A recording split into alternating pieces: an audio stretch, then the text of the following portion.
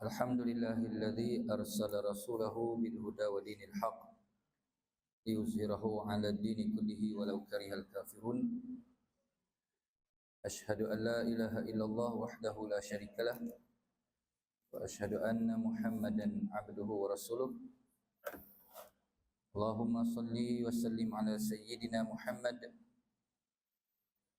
wa 'ala alihi wa ashabihi wa man tabi'ahum bi ihsanin ila yaumiddin.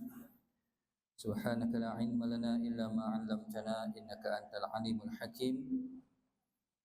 Rabbi shrah li sadri wa yassir li amri wahlul 'uqdatam min lisani yafqahu qawli. La haula wa la quwwata illa billahil aliyyil azim. Amma ba'd.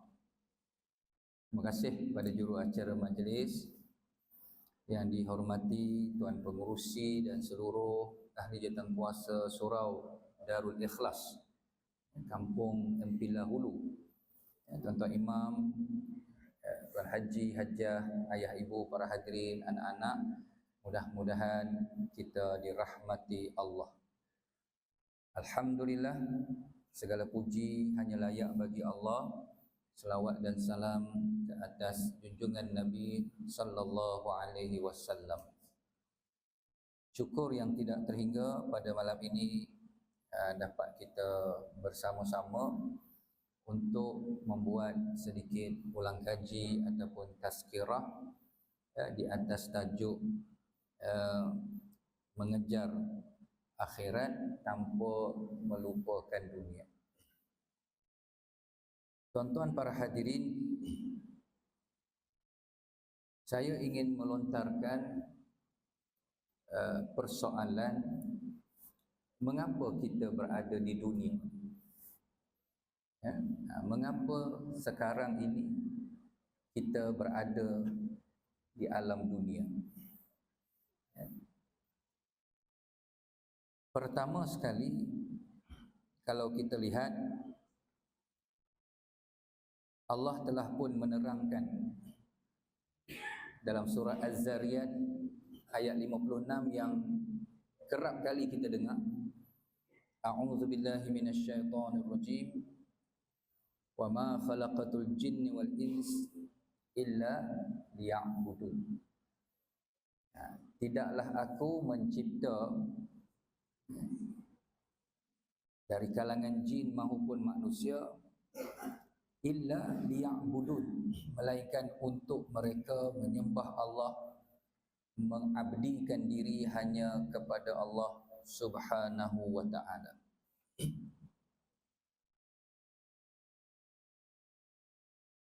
Itu dalam surah Az-Zariyat ayat 56.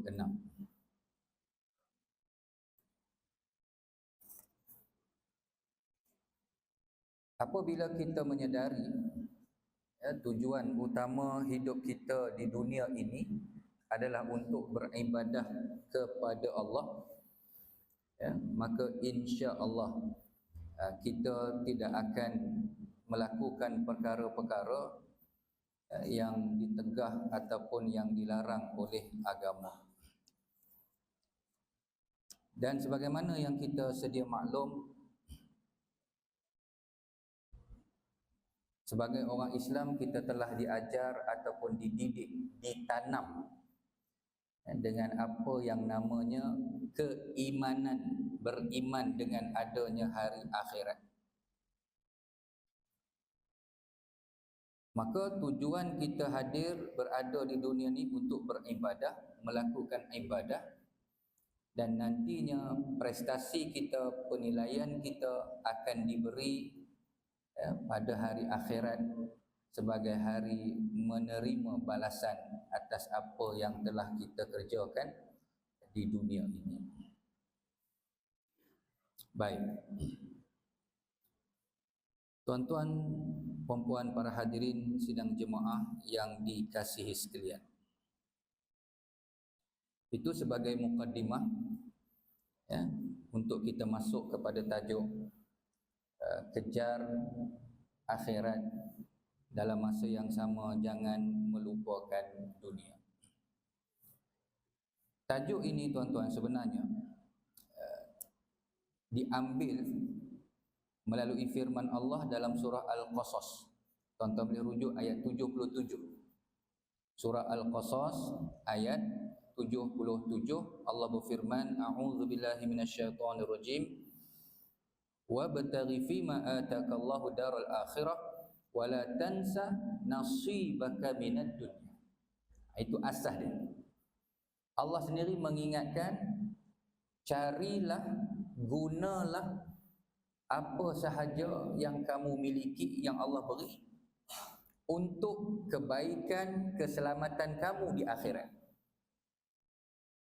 Wala tansa nasibaka minad dunya, tetapi dalam masa yang sama jangan lupa nasibmu, bahagianmu di dunia. Jelas Allah memfokuskan, gunalah apa sahaja untuk keselamatan akhirat. Jadi disuruh kita kejar akhirat dahulu, dah mendahulukan akhirat. Tetapi dalam masa yang sama jangan kita lupakan nasib bahagian kita di dunia ini. Baik, tuan-tuan para hadirin, mungkin kita boleh berkongsi macam mana yang dikatakan kejar akhirat dan jangan melupakan dunia. Kejar akhirat tu maksudnya apa? Antaranya, tuan-tuan, puan-puan, ayah, ibu, para hadirin yang saya kasih sekalian, menyentuh persoalan niat. Bila kita kata kejar akhirat, dia adalah melibatkan niat. Contoh, saya suka bawa satu hadis dalam kitab Al-Mishkat. Hadis ni riwayat Imam Bukhari.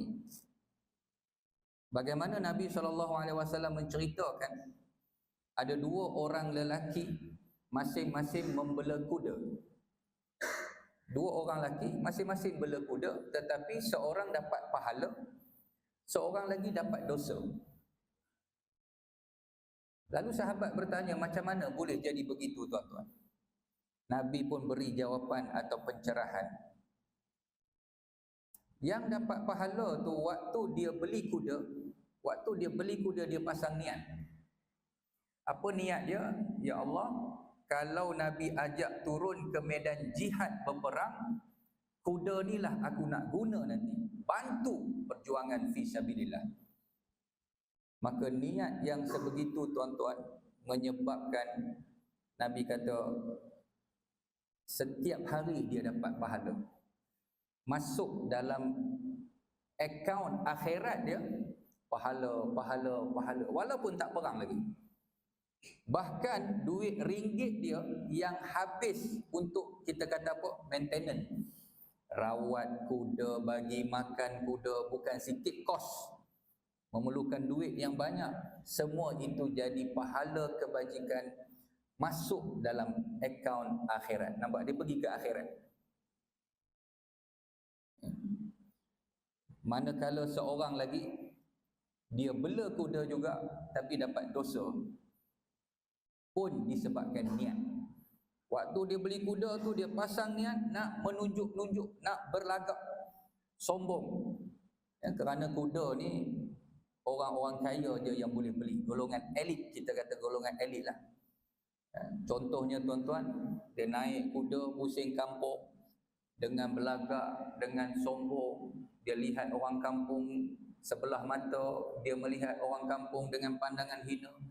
Orang ni miskin, tengok aku kaya, dia membangga-banggakan diri dia. Maka dalam hadis itu menyebut masuk dalam akaun akhirat dia dosa.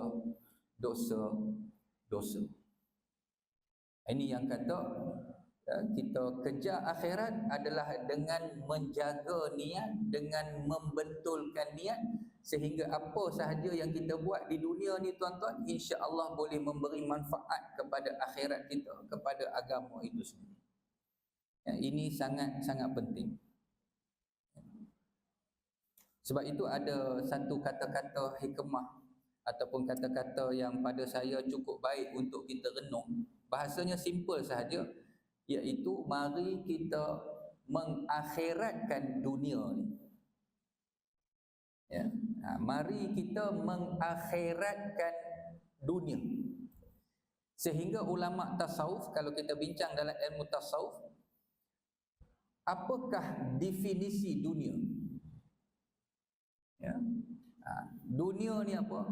Dunia ialah apa sahaja yang tidak memberi manfaat kepada kita di akhirat nanti. Itulah dunia. Ya. Kalau dia beri manfaat, dia boleh menyelamatkan kita di akhirat, boleh menolong kita di akhirat, ketika itu tak dipanggil dunia. Walaupun nampak macam dunia, kerja dunia, tapi kalau boleh menyelamatkan kita di akhirat, itu bukan dunia, tuan-tuan.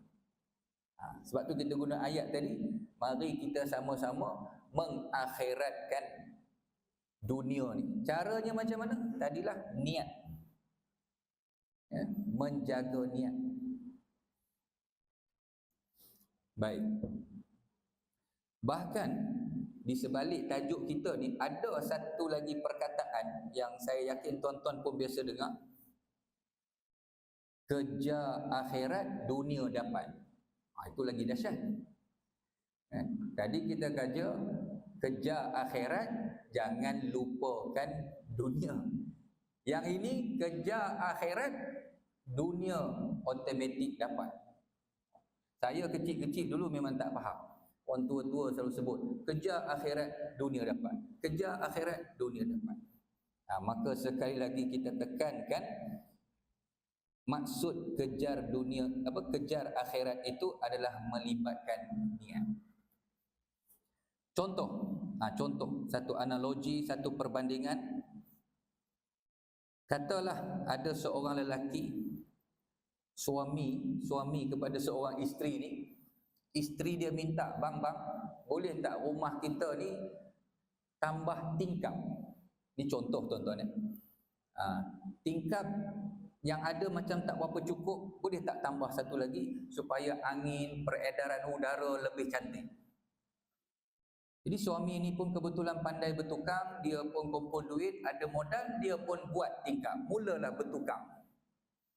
Tengah-tengah bertukang buat tingkap, orang kampung pun lalu bertegur siapa? Buat apa? Kalau kami di Perak, buat apa yub? Pakai yub lah. Dia kata buat tingkap lah. Dah nampak kan buat tingkap lah. Jadi orang yang tegur tu tanya, apa niat kamu buat tingkap? Ni contoh, tuan-tuan. Apa niat kamu buat tingkap? Buat tingkap pun kena ada niat kan? Dia tanya. Selalu sembahyang adalah niat, usolli, puasa, nawaitu, saumarodin. Itu kita tahulah kena ada niat. Takkan buat tingkap pun ada niat. Ialah maksudnya tujuan. Apa tujuan buat tingkap? Tujuan orang rumah bising katanya. Dia kata angin tak masuk lah, tak cukup lah. Maknanya niatnya nak angin lah. Kalau bahasanya begitu, nak angin masuk, peredaran udara cantik. Jadi yang menegur ni tadi, tuan-tuan, dia kata salah niat kamu tu. Ya. Niat kalau sekadar nak angin tu salah. Habis tu macam mana? Kamu buat tingkap dengan niat nak dengar suara azan lebih jelas. Bila kita buka tingkap, orang azan hayya 'alas solah, bunyi suara azan tu masuk ke dalam rumah dengan lebih jelas. Niat nak dengar azan itulah kita kata akhirat. Ya, itulah hal-hal yang berkaitan dengan akhirat. Sembahyang, tiang agama, Nabi sebut perkara yang paling awal ditanya di akhirat nanti solat. Jadi kita pasang niat buat tingkap supaya lebih jelas mendengar suara azan. Ketika itu, tuan-tuan, adakah angin takkan masuk? Kan? Adakah angin takkan masuk? Itu yang kata kejar akhirat, dunia automatik dapat. Angin tu kalau kita tahan-tahan pun, jangan bagi masuk, jangan masuk, dia akan masuk juga. Bila begitu barulah kita faham, oh itu maksud kejar akhirat. Betulkan niat tu. Niat kita biar ke akhirat. Niat kita biar ada kait mengait dengan agama. Niat kita biar orang kata apa, nak dapat redha Allah. Niat kita begitu.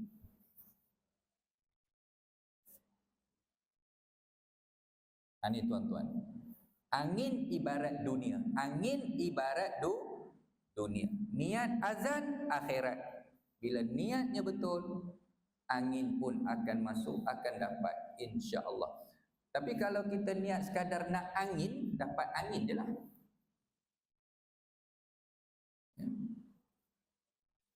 Okey, habis. Satu lagi hadis untuk kita kongsi pada malam ini daripada Abu Laits Samarqandi. Nabi sebut, man talabad dunya halalan isti'fafan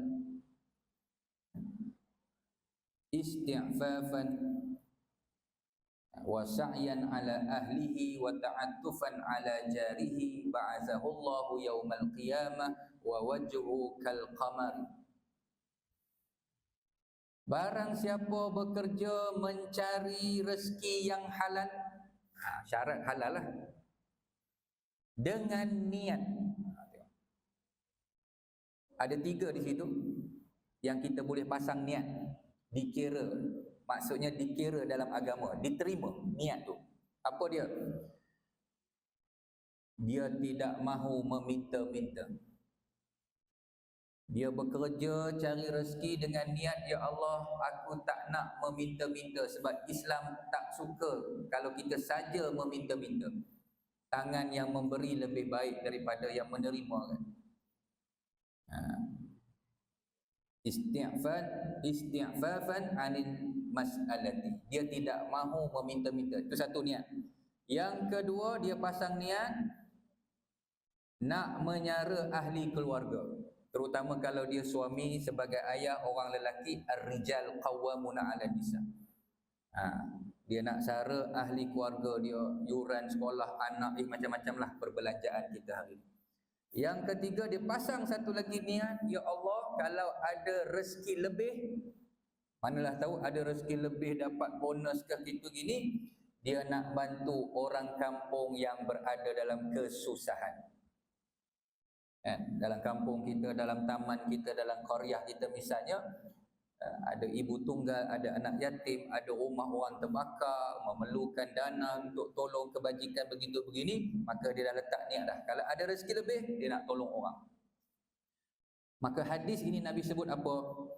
Dengan niat-niat yang begitu di akhirat nanti, nampak? Ba'athahullah yaumal qiyamah. Allah bangkitkan dia nanti di akhirat, Allah kumpulkan dia nanti di akhirat dalam keadaan wajahnya putih berseri-seri, bersinar-sinar bagaikan bulan purnama yang mengampang. Itu dia tuan-tuan. Di akhirat nanti wajahnya putih berseri-seri. Kalau di akhirat wajahnya putih berseri-seri, itu tanda orang beriman, orang soleh, orang-orang yang insya-Allah tuan-tuan akan dapat catatan amal sebelah tangan kanan. Biasa begitulah kita faham. Lawan putih, hitam. Kalau wajahnya hitam, muram, tak elok, itu tanda-tandanya pun tak elok juga, na'udzubillah. Itu disebut dalam surah Ali Imran, yauma tabyaddu wujuhu wa taswaddu wujuh. Hari akhirat itu adalah hari wajah manusia ada yang putih berseri-seri, ada yang hitam. 2 je kumpulan. Jadi putih ni yang elok lah, yang hitam maknanya tak elok. Baik. Justru itu tuan-tuan para hadirin sidang jemaah yang dikasihi sekalian, jelas malam ni kita tekankan persoalan berkenaan dengan niat. Niat itulah maksud cara kita mengejar akhirat. Ya. Baik. Bukti lagi. Bukti. Kita biasa dengar hadis, Nabi sebut 3 golongan paling awal Allah panggil di akhirat nanti. Paling awal tuan-tuan, yang akan dibicara, yang akan melalui proses audit. Kalau bahasa kita audit lah. Siapa mereka? Orang mati syahid. Siapa lagi? Orang yang ada ilmu agama, ilmu Al-Quran, dia ajar. Yang ketiga, dermawan. Hartawan yang dermawan. Ringkas cerita tuan-tuan, setelah disoal selidik begitu begini, ketiga-tiga golongan ini dalam hadis sebut hatta ulqiya finnar, mereka dicampak ke dalam neraka. Orang mati syahid masuk neraka. Orang yang ada ilmu agama dia ajar pun masuk neraka. Na'udzubillah min zalik. Ya. Lepas tu dermawan, yang infak, yang sedekah pun tak direzekikan masuk syurga, sebaliknya neraka juga. Baik. Kenapa? Jawapannya niat yang tidak betul. Sedangkan mati syahid tu tuan-tuan, kalau ikut mata zahir kita, lah, kita nak hukum orang mati syahid tu kat dunia lagi, dia bahagian dunia ke akhirat? Kerja dia tu, itu macam kerja akhirat tu, kerja menyanjung agama, membela agama sampai terkorban nyawa. Katalah dia tentera mujahidin yang berjihad di jalan Allah, memang kita kata, oh ini kerja direct dengan agama ni, maksudnya dia jaga agama. Tapi penghujungnya di akhirat neraka. Sebab apa? Sebab niat. Ya. Tu dia tuan-tuan. Ya. Begitu juga orang yang rajin berderma, orang yang mengajar, niatnya tak betul. Kenapa? Nak pujian, nak sanjungan, nak disebut-sebut sebagai pahlawan, perwira bangsa. Itu yang dia utamakan. Na'udzubillah min zalik. Walaupun kerjanya kita nampak kerja agama, tapi dia tak memberi manfaat di akhirat, bahkan masuk neraka. Itu yang kita sebut tadi tuan-tuan. Dalam ilmu tasawuf, makna ataupun takrif dunia adalah sesuatu yang tak memberi manfaat pada akhirat kita. Kalau dia beri manfaat, itu tak panggil dunia. Kalau tak menolong kita di akhirat, itulah dunia. Maknanya orang mati syahid ni tadi, dia jadi dunia kerana niat dia tak betul. Walaupun mata zahir, mata kasar kita kata, ini orang hebat ni. Ya. Baik. Tuan-tuan, puan-puan, ayah, ibu, para hadirin sidang jemaah yang dikasihi sekalian. Satu ketika dahulu, ada seorang pelajar, dia dapat SPM 20A tahun 2008. 20A ni kira cerdik lah. Wartawan tanya dia, apa cita-cita awak? Cita-cita nak jadi apa? Soalan tu soalan biasalah, soalan standard. Tapi nak dengar daripada mulut pelajar 20A. Budak ni jawab tuan-tuan, saya jadi apa tidak penting. Saya jadi apa tak penting.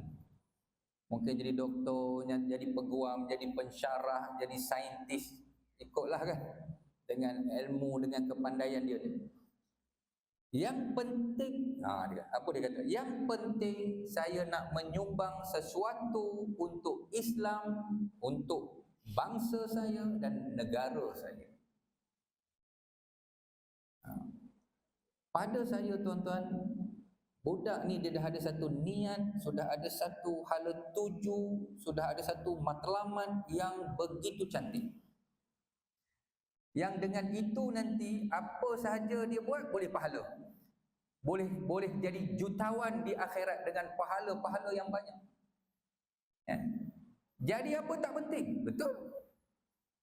Asalkan halal lah, kerja kita buat tu halal, jangan jadi pelacur pula. Contoh kan, maksud tak kisahlah apa status karier kita, yang paling penting hidup ini saya nak menyumbang sesuatu untuk agama, untuk bangsa dan negara.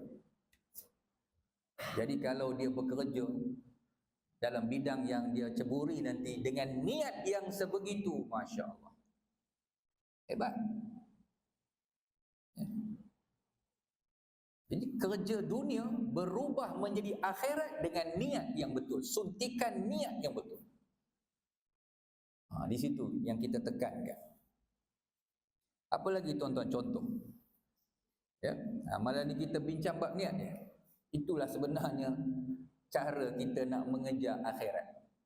Jadi tok-tok guru pesan, jaga niat, perbetulkan niat, ya, perbaharui niat. Itulah. Okey, contoh. Kalau di sekolah, mana-mana sekolah pun kebiasaannya kita akan belajar bahasa Inggeris. Bahasa Inggeris. Saya tanya budak-budak kalau masuk ceramah di sekolah, apa niat korang belajar bahasa Inggeris? Saja tanya kan. Maksud niat tujuan. Ada yang jawab, entahlah ustaz. Memang dah ada dalam silibus, belajar je lah. Belajar je lah kan. Kalau ikut tak minat pun. Tapi dah ada, belajar je lah. Ada niat belajar je lah. Ada juga yang advance sikit, dia kata, ustaz zaman sekarang ni bahasa Inggeris penting. Nak masuk universiti, nak dapat kerja, semua tengok bahasa Inggeris. Ada niat tu. Tu yang kena belajar betul-betul. Senang dapat kerja. Ya, senang masuk universiti kalau boleh skor A. Ada juga yang jawab, ustaz, saya punya hobi ni, saya suka melancong. Jadi antara tempat-tempat yang saya nak melancong nanti di Eropah, negeri orang putih. Jadi saya belajar bahasa Inggeris supaya senang berkomunikasi. Ya. Okey. Apa agak-agak tuan-tuan niat yang perlu dimasukkan sehingga akhirnya dia jadi akhirat?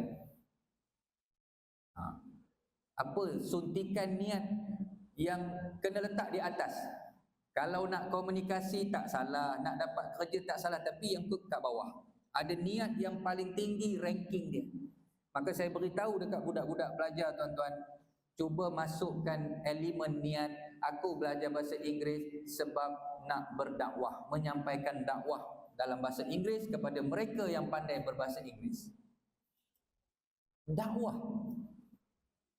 Dan ini pernah terjadi pada saya sendiri tuan-tuan, pengalaman yang sehingga akhirnya baru saya rasa, oh betul lah. Ya, pengalaman saya pernah terserempak masa tu di Kuala Terengganu. Saya ada urusan di Terengganu, ni cerita lama lah ni. Di pekan Kuala Terengganu tu, masa tu saya dekat Pasar Payang.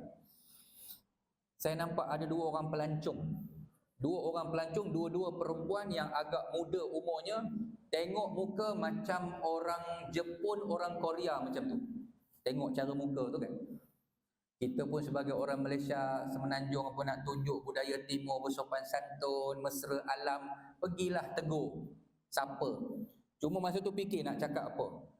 Nak cakap Jepun saya tak tahu, nak cakap Melayu dia orang tak faham.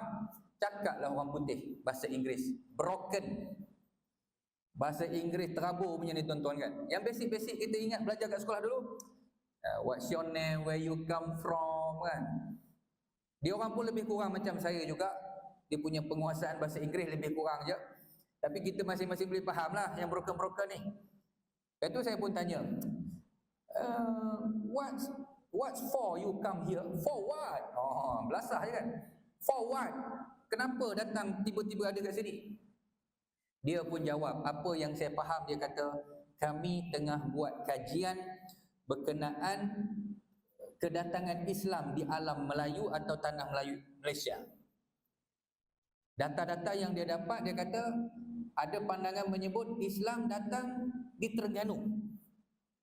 Dia nak cari batu bersurat dan beberapa lagi lah maklumat-maklumat berkenaan kedatangan Islam. Lepas tu dia tanya saya, tuan-tuan, are you Muslim?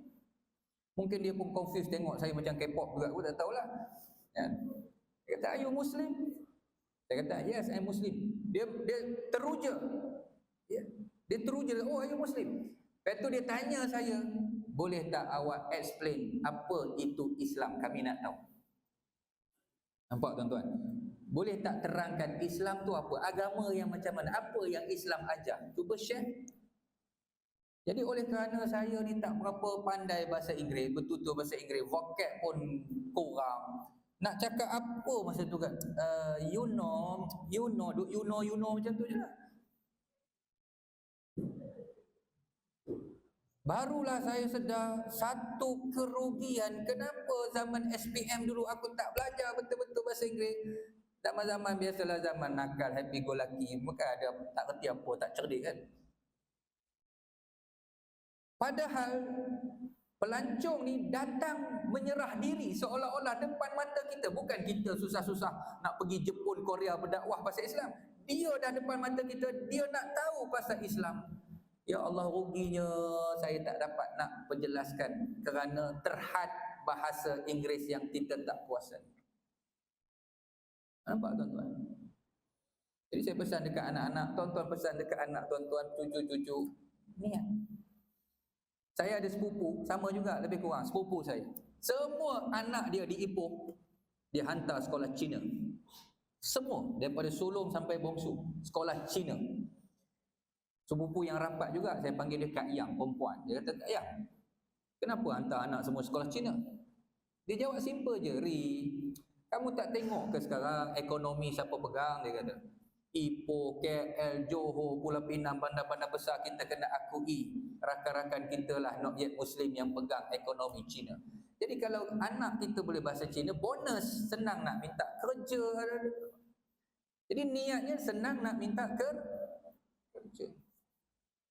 Jarang-jarang orang belajar bahasa untuk niat berdakwah. Jiran kita Cina hidup kadang berbelas-belas tahun.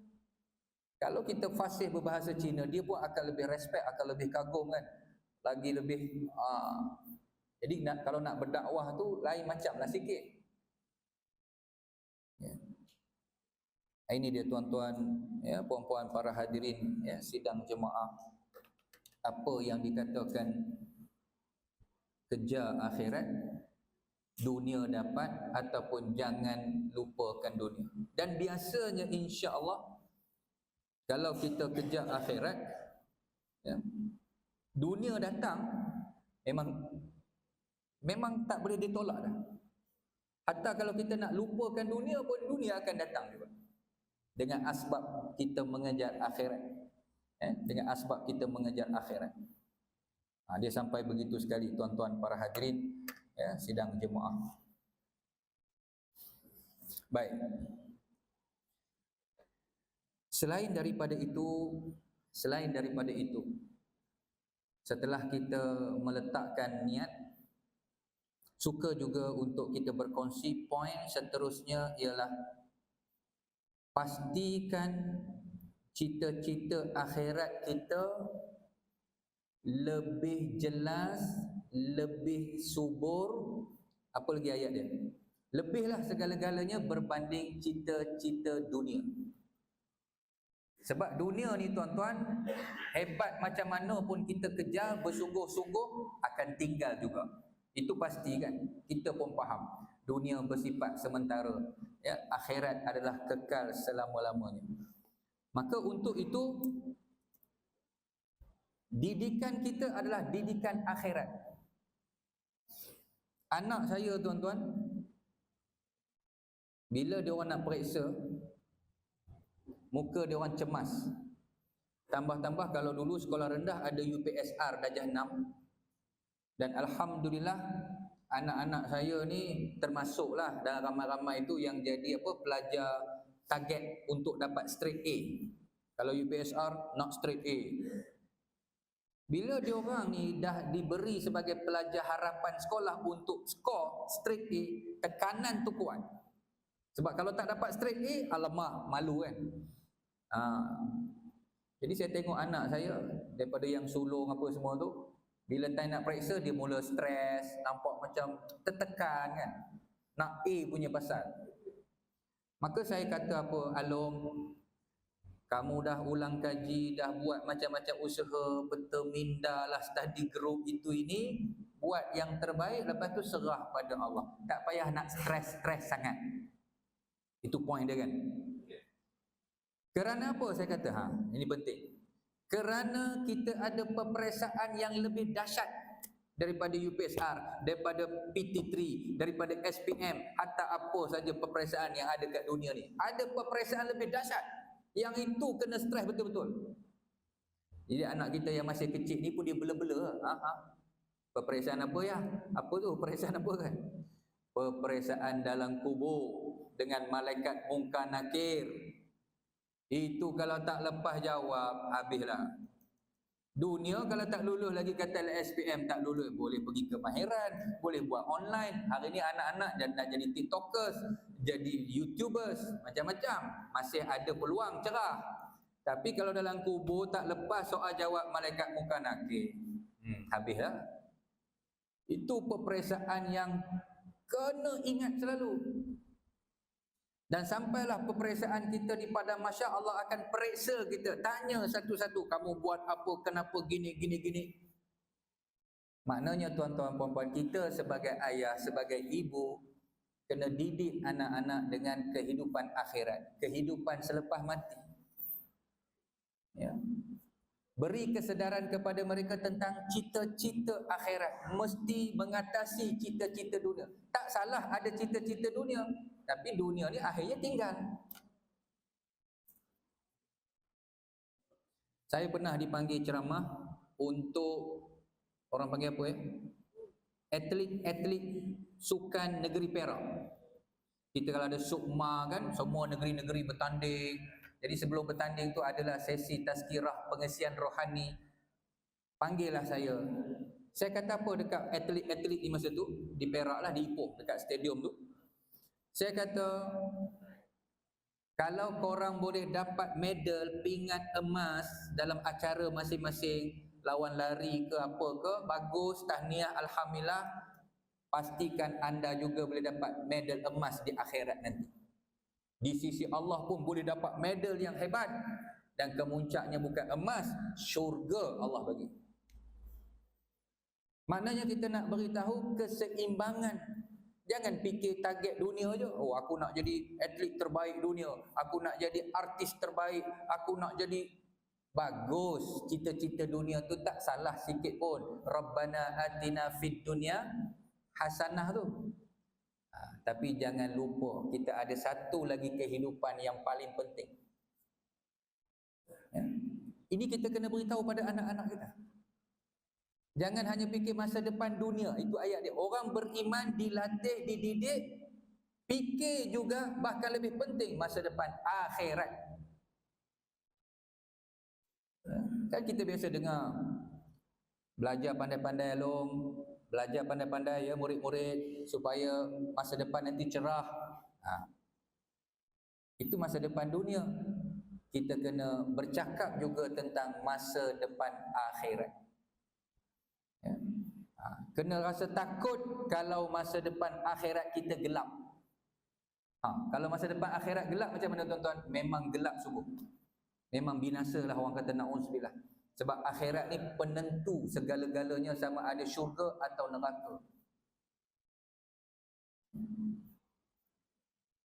Baik. Bila kita ada cita-cita akhirat, barulah kita akan kejar tadi tuan-tuan. Itu yang kata kejar akhirat tu. Kalau saya tanya simple je tuan-tuan. Tuan-tuan termasuk saya lah, nak tak nanti di akhirat kita berpanas? Sebab akhirat tu digambarkan sangat panas. Dalam hadis, matahari begitu dekat, panas gila lah. Nak ke tak nak? Semua akan jawab tak nak. Confirm lah kan.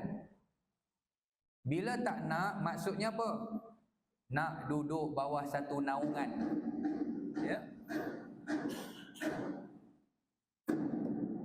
Panggil kerantung kalau di Semenanjung. Tong. Sini panggil apa? Beduk. Dia ikut style kerantung lah. Maksudnya kalau isyak 4, hujungnya 4. Tum. Kalau maghrib 3, tum. Kat mana tadi tuan-tuan, lupa dah. Apa tadi? Okey. Kita tak nak berpanas di akhirat, itu confirm. Hatta kalau kita semain Jumaat lah tuan-tuan, bawa kereta, ada parking berbumbung dengan tak berbumbung. Dan berbumbung tu tak ada siapa-siapa punya, bukan tu imam ke, bukan AJK, siapa-siapa boleh masuk. Dah tentu kita akan parking kereta kita bawah bumbung. Sebab apa? Tak nak panas. Sedangkan kereta tu bukan manusia, tak ada perasaan pun, lantaklah dia panas pun. Tapi manusia macam tu, dia tak nak. Walaupun kereta dia tak nak panas. Ini kan kita sendiri tuan-tuan nanti di akhirat. Takkan kita nak biar diri kita panas, tidak ada bumbung, tidak ada naungan. Maka Nabi tawarkan 7 golongan layak duduk di bawah naungan arash. Okey, dalam hadis dibacalah senarai-senarai 7 golongan. Siapa yang layak duduk di bawah teduhan naungan arash? Kita pun dapat. Okey, tuan-tuan, kalau kita semua bercita-cita nak duduk bawah naungan arash, kita kena kejar, kena pulun supaya akhirnya kita masuk dalam list 7 golongan. Oh, kita kejar. Pemimpin yang adil, lelaki yang hatinya sentiasa terpaut dengan masjid. Oh, kita pun sentiasa nak datang masjid, jaga Jumaat. Sebab apa? Akhirat nanti aku tak nak panas. Dia macam tu. Ya. Tuan-tuan, ni contoh lagi. Siapa yang sanggup masuk kubur, tiba-tiba kuburnya gelap, blackout. Semua orang tak nak, kalau boleh nak kubur cerah, bercahaya. Siapa yang nak masuk kubur nanti, kubur akan menghimpit dia sedahsyat-dahsyatnya. Penuh binatang bisa, ular, kala jengkit. Semua tak sanggup tuan-tuan. Bila tak sanggup, maknanya kita nak kubur yang cerah, kubur yang tak menghimpit kita, tak diseksa oleh malaikat mungkar nakir dan macam-macam lah. Maka kita kena kejarlah amalan-amalan apa yang boleh menyelamatkan kita di alam kubur. Kejar ni maksudnya struggle, pulun, buat betul-betul. Letih ke tak letih ke, penat ke tak penat, tak peduli, kena kejar. Yang paling simple Nabi ajar, baca surah Al-Mulk. Baca surah Al-Mulk. Surah Al-Mulk ni torchlight dalam kubur. InsyaAllah boleh menyelamatkan kita daripada alam kubur. Jadi takkanlah kita tak kejar, maksudnya tak baca surah Al-Mulk. Oleh kerana kita tahu surah Al-Mulk boleh menyelamatkan kita dalam kubur, tiba-tiba tak baca. Tak kena. Kejar, pulunlah sikit. Itu maksudnya. Oh, saya Ustaz teringin nak baca surah yang Ustaz cakap tu, tapi masalahnya saya ni dah terlepas pandang, saya tak reti baca Quran. Macam mana Ustaz? Macam mana? Kena belajarlah. Kan? Dia mesti kena kejar, kena usaha. Belajar Iqra' ke, belajarlah mana-mana ustaz panggil datang ke rumah ke, kena usaha, kena pulung, kena kejar betul sampai boleh baca Quran. Itu makna kejar. Ya, macam mana kita kejar dunia lah tuan-tuan, duk cari dunia, kejar sana, tak ada masalah cari dunia tu kalau niatnya betul. Ya. Ini yang penting untuk kita beri penekanan. Ya, beri penekanan. Baik. Jadi bila kita berbicara tentang cita-cita, jangan hanya cita-cita dunia saja, kita kena panjangkan sampai cita-cita akhirat. Cuba senaraikan cita-cita akhirat tuan-tuan, ada berapa? Banyaklah. Nak dapat catatan amal sebelah tangan kanan, betul tak tuan-tuan? Semua orang nak catatan amal sebelah tangan kanan. Nak dapat syafaat Nabi di padang mahsyar, semua nak dapat syafaat. Jadi kena kejarlah apa amalan, apa petua-petua yang melayakkan kita dapat syafaat, kena kejar, kena buat. Nak timbangan amal kita, mizan kita akan ditimbang tuan-tuan, kita nak yang baik lebih berat daripada yang buruk, kena kejarlah macam mana nak dapat yang baik lebih berat. Sampailah sesi akhir, meniti titian sirat. Dah tentu semua orang bercita-cita nak selamat waktu meniti titian sirat. Nak selamat, buatlah cara nak selamat. Kena kejarlah, pulunlah sikit kat dunia ni. Okey. Jadi begitulah tuan-tuan, puan-puan, para hadirin sidang Jumaat, tazkirah ataupun sedikit perkongsian untuk sama-sama kita jadikan sebagai bahan muhasabah. Ya, saya tidak ada niat nak mengajar tuan-tuan, ya, tetapi lebih kepada kita kata apa, watawasau bil haq watawasau bis sabr. Saling berpesan-pesan, ingat mengingati, khususnya untuk diri saya sendirilah. Ya, untuk diri saya sendiri, tuan-tuan doakan saya supaya apa yang saya cakap saya sendiri boleh amalkan, dan saya mendoakan tuan-tuan supaya kita sama-sama boleh beramal, insya-Allah boleh istiqamah dan boleh kejar akhirat tanpa melupakan dunia, kejar akhirat dan Allah anugerahkan kita dapat dunia. Ya, mudah-mudahan. Dan dalam intipati yang kita sentuh tadi, kita juga mohon supaya Allah pelihara niat kita, betulkan hala tuju niat kita, kerana di situ menentukan segala-gala. Orang ke syurga ke neraka ni kadang-kadang dipisahkan oleh niat. Kita masuk masjid, niat nak tumpang aircon ataupun kipas, contoh, dapat aircon je lah. Tapi kalau niat iktikaf, dah boleh pahala dah. Ada sikit je kan niat tu kan. Okey, baik. Tuan-tuan para hadirin, saya kira sekadar itu.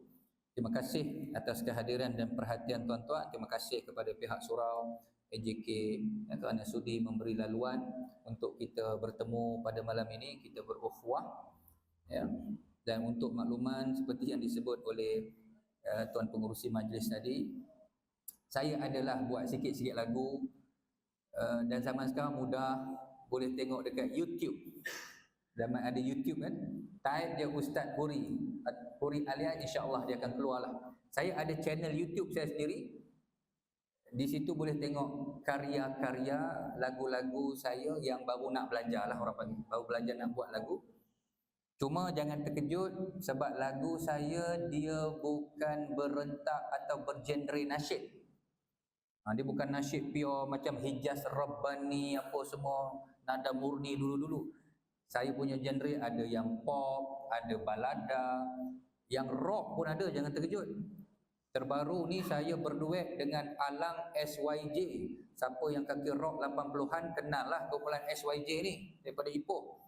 Tapi lagunya bermesej, lirik-liriknya insya-Allah ketuhanan, kerohanian.